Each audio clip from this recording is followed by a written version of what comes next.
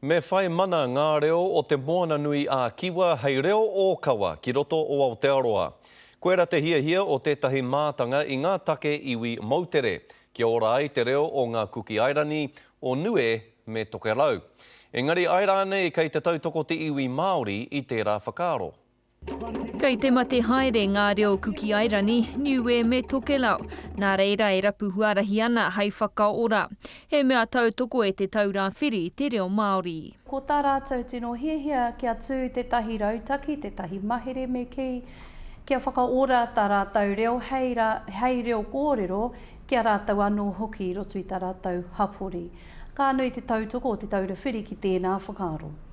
Hei tā Winnie Laban me whai ngā iwi moana nui a Kiwa i te tauira a te iwi Māori, mo te nohonga o te reo Māori hei reo tūturu. He whenua anō tō rātou, hei hoki atu, hei awhi atu i a rātou mo tō rātou reo. All we're saying is that we would also like some support and to be acknowledged. And secondly, the majority of Cook Island and Tokelau and Niue people actually live in Aotearoa. They don't live in the islands. Mōhio a Naira Glavish i te pakanga kia whai tika te reo Māori ki konei. Hei tāna kaore anō ngā mahi kia tau noa.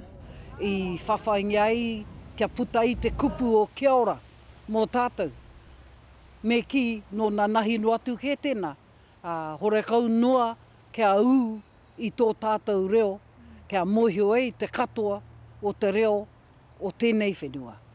Ko te reo te mauri o te mana Māori, he kōrero hei kawe atu ma ngā whanaunga o te moana nui a Kiwa, mai kore whakaara kia anō i te kōrero, i tō rātou reo. Irana Smith, Te Karere.